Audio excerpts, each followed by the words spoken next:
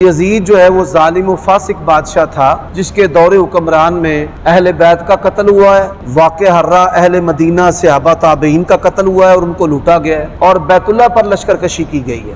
منکرین حدیث جتنے بھی ہیں وہ سب یزید کے حامی ہیں اور سیدنا حسین اور اہل بیت کے مخالف اور دشمن ہیں۔ آپ یہ دیکھیں کہ حافظ ابن حجر اور امام ذہبی اور ابن تیمیہ رحمہم اللہ یا دیگر افراد جو حدیث قسطنطنیہ کا مصداق یزید کو قرار دیتے ہیں، اس کے باوجود بھی وہ اس کو فاسق اور ظالم کہتے ہیں۔ اس کا پھر یہ مطلب واضح ہے کہ وہ اس حدیث کا معنی قطعی اس کو جنتی قرار دینا نہیں لیتے۔ اللہ تعالیٰ ان لوگوں کو ہدایت نصیب فرمائے۔ اہل سنہ والجماعہ کے اندر اسلام کی 14 صدیوں میں یزید کا کوئی حامی نہیں ہے۔ یہ منکرین حدیث کی کتابیں پڑھ پڑھ کر ان کا بیڑا غرق ہوا ہے۔ سیدنا حسن یا حسین یا علی رضی اللہ تعالی عنہم کی محبت میں اپنے آپ کو حسینی کہلوانا یہ بھی جائز و درست ہے۔ جب حضرت حسین رضی اللہ تعالیٰ عنہ کے ایمان پر سوال اٹھائے گئے کہ وہ 3 شرطیں پیش نہ کرتے تو ان کی اسلام پر موت ہی نہ ہوتی، جب ان کی صحابیت کا انکار کیا گیا، جب ان کے قتل کو قتل حق کہا گیا، جب نعوذ باللہ حضرت حسین کو غدار کہا گیا، یہ ساری چیزیں کتابوں میں بھی ہیں اور انٹرنیٹ میڈیا پر بھی ہیں۔ جب ایک عالم زندہ ہے اس سے آپ وضاحت لیں کہ بھائی پھر اس کے بعد فتویٰ لگائیں۔ فتویٰ دینا انتہائی حساس عمل ہے۔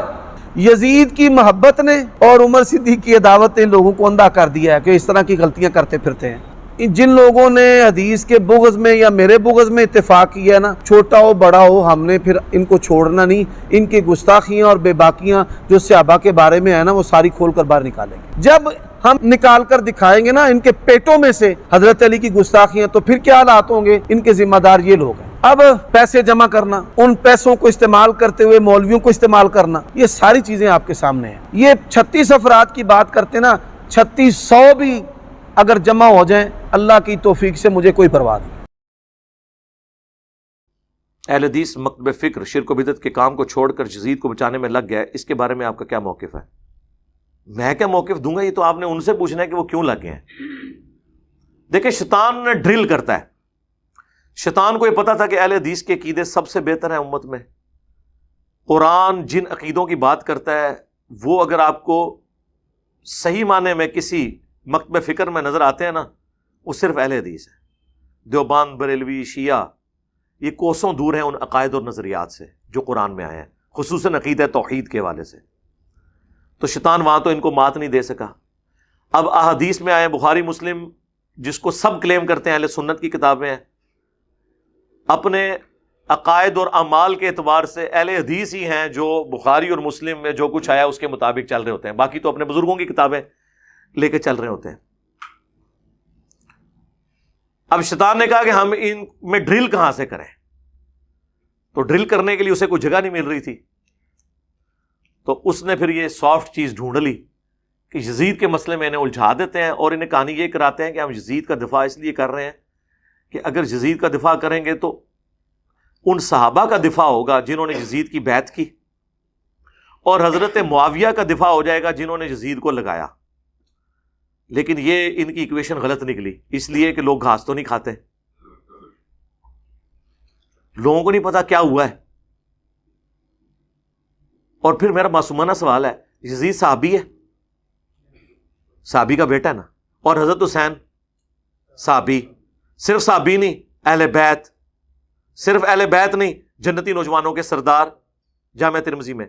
اب آپ کو یہ خیال نہیں آیا کہ ایک صحابی کی جو گستاخی کر رہا ہے، یا اس کے دور میں وہ صحابی شہید ہو رہا ہے اس کے گورنر عبید اللہ ابن زیاد کے ہاتھوں، اور وہ اس کو کچھ نہیں کہہ رہا، تو یہ تو اب مسئلہ ایک تابعی اور صحابی کے درمیان ہو گیا۔ اب تم صحابی حسین ابن علی کے ساتھ کیوں نہیں کھڑے ہوتے ہو؟ صرف اس لیے کہ شیعہ ان کو کوٹ کرتے۔ تو صحابی والا بھی ان کا ڈھکوسلا تھا۔ اگر یہ صحابہ کے ساتھ مخلص ہوتے نا تو حضرت حسین صحابی نہیں ہے۔ اور یہی بنیاد بنائی ہے عمر صدیق صاحب نے، جو اہل حدیث میں ایک مرد مجاہد پیدا ہوئے ہیں، انہوں نے اسی پوائنٹ کو اٹھایا کہ یار تم صحابہ کرتے ہو تو یزید کے مقابلے میں تو صحابی ہے نا۔ دبے الفاظ میں تم کبھی ان کو باغی کہہ دیتے ہو، کبھی خارجی کہہ دیتے ہو۔ باغی اس ٹرم میں اگر کوئی کہتا ہے پولیٹیکلی تو وہ اس کے لیے بہتر لفظ ہے ویسے قیام، لیکن وہ قیام کے معنوں میں باغی نہیں کہتے، ان معنوں میں کہ تو ہم ان کے ساتھ ہوں، کہ ظاہر ہے کہ اس کی تو حکومت اسٹیبلش ہی نہیں ہوئی تھی، یزید ابن معاویہ کی. پھر وہ سینکڑوں ہزاروں صحابہ جو حضرت معاویہ کے مخالفین تھے یزید کو حکمران بنانے کے اعتبار سے، اور ان کے دور میں ہونے والے خلاف شرع کاموں میں پھر حضرت علی کے ساتھ جو کچھ انہوں نے کیا، اور پھر یہ صلح حسن کے پیچھے جا کے چھپ جاتے ہیں. صلح حسن کس طرح ہوئی ہے میرے بھائی؟ حضرت حسن نے مجبور ہو کے صلح کی ہے امت کو خون ریزی سے بچانے کے لیے. لوگ کہتے ہیں وہ صلح پسند تھے. اچھا وہ صلح پسند تھے تو جنگ جمل، صفین، نہروان تو وہ لڑتے رہے حضرت علی کے ساتھ.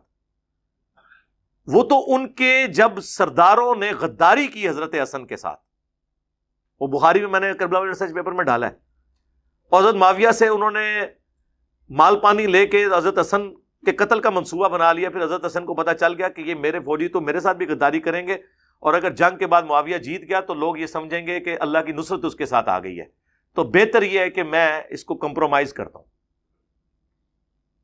اور انہوں نے صلح کر لی. وہ صلح حسن تھی، اور صلح ہمیشہ شرائط کے اوپر ہوتی ہے. کیونکہ حضرت حسن نے اپنی پوسٹ چھوڑی تھی تو چند شرائط کے اوپر وہ میں نے اس میں ڈالی ہیں، جس میں صرف ایک شرط پہ عمل ہوا ہے، جو مال غنیمت میں اللہ نے حصہ مقرر کیا تھا مال فے والا، وہ ملتا تھا اہل البیت کو. باقی حضرت علی کی توہین اسی طرح جاری تھی. تو یہ صلح حسن کے پیچھے نہ چھپا کریں. صلح حسن منسوخ ہو گئی اسی دن جس دن حضرت معاویہ نے اس کی شرائط توڑ دی اور مرتے ہوئے اپنے بیٹے کو خلیفہ بنایا، جبکہ بات ہوئی تھی کہ امت کو شورا کے اوپر چھوڑیں گے. اور اگر کوئی کہتا ہے نا کہ ہم اس کو نہیں مانتے، تو حضرت حسین پھر یزید ابن معاویہ کے خلاف کیوں کھڑے ہوئے؟ حضرت حسین کا کھڑا ہونا اور کربلا کا ہونا یہ صلح حسن کی منسوخی ہے. آج کی ڈیٹ میں صلح حسن منسوخ ہو چکی ہے. یہ دھوکہ دینا بند کریں. ہمیں تو خیر اس زمانے میں بھی پتا تھا، یہ تو حضرت حسن کی شرافت تھی. حضرت حسن کو پتا تھا یہ پارٹی کون سی ہے. حضرت حسن کو نہیں پتا تھا کہ عمار کو باغی جماعت قتل کرے گی، عمار انہیں اللہ اور جنت کی طرف بلائے گا، یہ جماعت دوزخ کی طرف بلائے گی. پتا تھا. امت کے مفاد کے اندر انہوں نے ایک کمپرومائز کیا. اس کمپرومائز کے پیچھے آپ سارے معاملات، اور یہ کہتے ہیں نہیں جی صلح حسن کے بعد کوئی ایسا کام نہیں ہوا. تو میں نے تو مسلم شریف سے 6229 نمبر جو حدیث بیان کی ہے، لعن اللہ ابو تراب، ابو تراب پر اللہ کی لعنت، نعوذ باللہ، یہ تو حضرت معاویہ اور ان کے بعد میں آنے والے ادوار کے اندر یہ سارے کام ہو رہے ہیں. تو آپ کس طرح کہتے ہیں صلح حسن کے بعد وہ سارے کام ختم ہو گئے تھے؟ اور میں خصوصاً دیوبند، بریلوی اور اہل الحدیث ان سے یہ ریکویسٹ کروں گا کہ آپ لوگ تو بڑے شد و مد کے ساتھ حق چار یار کا نعرہ لگاتے ہیں، تو اس نعرے کے اندر ہی قیامت مضمر ہے. اس کے بعد سیاست معاویہ زندہ باد نہ لگایا کریں، خلافت راشدہ حق چار یار یا خلافت راشدہ زندہ باد یہ نعرے لگایا کریں، تو ہم بھی آپ کے ساتھ کھڑے ہوں گے. آپ کو بھی یہ بات پتہ ہے کہ یہ نعرہ کیوں آپ نے ڈیوائز کیا تھا. لیکن اب آپ ان لوگوں کی وکالت نہ کریں کہ جن کی وکالت کرنے سے، یعنی بنو امیہ کی وکالت کرنے سے، اور بنو امیہ سے مراد میری حضرت عثمان غنی رضی اللہ تعالیٰ عنہ یا عمر بن عبدالعزیز رحمہ اللہ تعالیٰ نہیں ہے. ان کے پیچھے بنو امیہ کو نہ چھپایا جائے، ادر دین ان کے ہیں. تو ان کی وکالت کر کے آپ شیخین کی، خلفائے ثلاثہ کی توہین تو نہ کروائیں. جو مقدمہ جس طریقے سے ہے اس کو ایکسیپٹ کریں. ادروائز اگر آپ اس طرح کے معاملات کو لے کے چلیں گے تو پھر ظاہر ہے کہ امت کے دل دکھے ہوئے ہیں. بعض لوگوں کو اس وقت بات سمجھ آ گئی، بعض لوگوں کو بعد میں بات سمجھ آئی، بعض لوگوں کو آج بھی سمجھ نہیں آ رہی، حالانکہ ہم احادیث دکھا رہے ہیں، اپنا ذاتی فتویٰ تو نہیں پیش کر رہے. یہ چھپتے تھے حضرت عبداللہ ابن عمر کے پیچھے کہ جی وہ تو یزید کی بھی بیعت انہوں نے کر لی. بخاری مسلم میں آتا ہے کہ جب واقعہ ہرہ کے بعد یزید کی فوجوں نے جو مدینے پر چڑھائی کی شہادت حسین کے بعد علیہ السلام، اہل مدینہ نے بیعت توڑ دی یزید کی، تو عبداللہ ابن عمر لوگوں کو منع کرتے تھے بیعت توڑنے سے. میرے بھائی وہ جن کو منع کر رہے تھے وہ کوئی انجینئر صاحب کے اسٹوڈنٹس تھے؟ ایٹ لیسٹ تابعین تو وہ ہوں گے نا، بلکہ صحابی بھی تھے. عبداللہ ابن مطیع ان کے پاس گئے، وہ بیعت توڑ رہے تھے کہ بھائی حضرت حسین کو انہوں نے قتل کر دیا، اس کے بعد کون سی گنجائش رہ گئی ہے. اور یہی عبداللہ ابن عمر ہے جن کے بارے میں مجمع الزوائد کے اندر المستدرک للحاکم میں آتا ہے کہ اپنی موت کے وقت وہ کہتے تھے مجھے کسی بات کا کوئی غم نہیں ہے، میں نے پوری زندگی پیشن کے ساتھ اللہ کی اطاعت میں گزاری ہے، سوائے اس بات کے کہ میں نے باغی گروہ کے خلاف حضرت علی کے ساتھ مل کر قتال کیوں نہیں کیا؟ جو بات عبداللہ ابن عمر کو اپنی موت کے وقت سمجھ آئی، حضرت علی کے ساتھیوں کو ان کی زندگی میں سمجھ آ گئی تھی. کوئی چھوٹی بات ہے؟ لہذا عبداللہ ابن عمر کو کوئی کوٹ نہ کیا کرے. اور یہ عبداللہ ابن متی جن کا نام بخاری مسلم میں آیا نا، انہی کے بارے میں وہ جو آدھی روایت تاریخ ابن کثیر البدایہ والنہایہ سے کوٹ کرتے ہیں نا کہ جی وہ محمد ابن حنفیہ جو حضرت علی کے بیٹے تھے، حنفیہ نامی عورت سے، وہ کہتے ہیں میں تو یزید کو ملنے گیا، میں نے تو اسے قرآن و سنت پہ بڑا عامل پایا. جن کے باوجداد نے قرآن و سنت کو مہجور کیا ہے، ان کے بارے میں وہ یہ کامنٹس کر رہے ہیں. تو وہ کہتے ہیں دیکھیں توثیق کر دی. اس کے آگے بھی لکھا ہے کہ یہ بات کس سے کر رہے تھے؟ عبداللہ ابن متی سے. عبداللہ ابن متی صحابی ہیں، اور وہ صحابی ہیں جن کو گٹھی نبی علیہ السلام نے خود دی ہوئی ہے.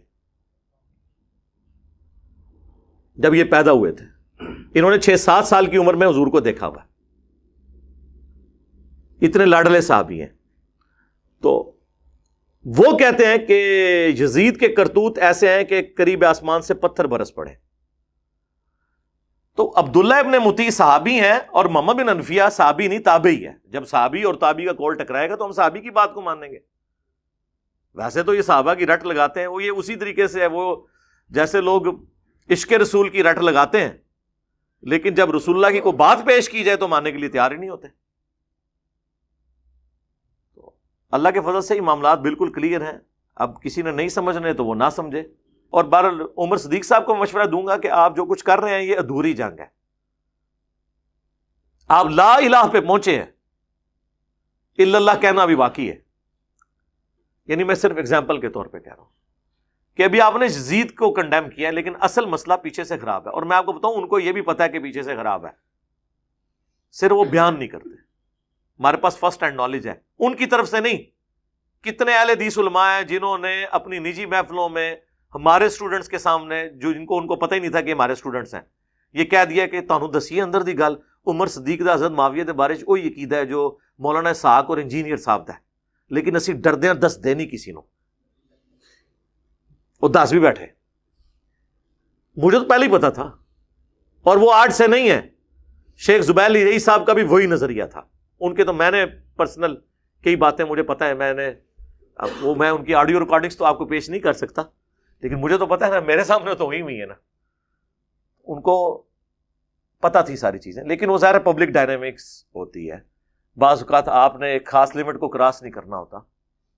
شاہ ولی اللہ دہلوی کو دیکھیں، اس زمانے میں جب رفع الیدین کرنے والوں کو مساجد سے نکال کے مسجد دھوئی جاتی تھی، اس زمانے میں لوگ کہتے ہیں شاہ ولی اللہ کو جب سمجھ آئی تھی تو ان کو لکھنا چاہیے تھا. انہوں نے لکھا میرے نزدیک رفع الیدین کرنے والے نہ کرنے والے سے بہتر ہے. اس زمانے میں اتنا جملہ بولنا بھی بڑی بات تھی. ایک سٹیپ تو انہوں نے طے کروا دیا نا. مولانا مودودی کے بارے میں لوگ کہتے ہیں اتنا انٹلیکچوئل آدمی ہے، مرتے دم تک حنفی کیوں رہا؟ اس لیے حکمت کی وجہ سے. ڈاکٹر اسرار صاحب کو تو میں خود گواہوں، انہوں نے خود میرے سامنے کہا کہ جو فقہ حنفی یہ تو ہے ہی اجمی ہے، قرآن و حدیث کے خلاف ہے. میں نے کہا ڈاکٹر صاحب آپ پھر رفع الیدین کہتے ہیں میں کبھی کرتا ہوں، کبھی ان کی وجہ سے چھوڑ دیتا ہوں کہ چلو ان کو میں اپنے قریب کروں. باقی مجھے بھی پتا ہے کہ نماز رفع الیدین سے ہے. اور سب سے بڑا ثبوت یہ ہے کہ ڈاکٹر اسرار صاحب کی ایک ویڈیو نماز والی ریکارڈ ہے.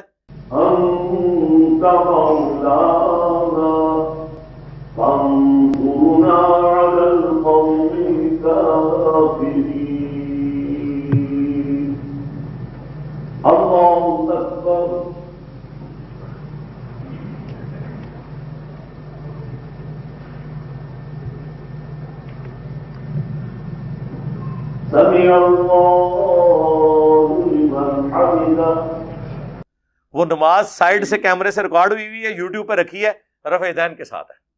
آمین بھی اونچی. آج بھی ان کی مسجد میں چلے جائیں اونچی آمین ہوتی ہے.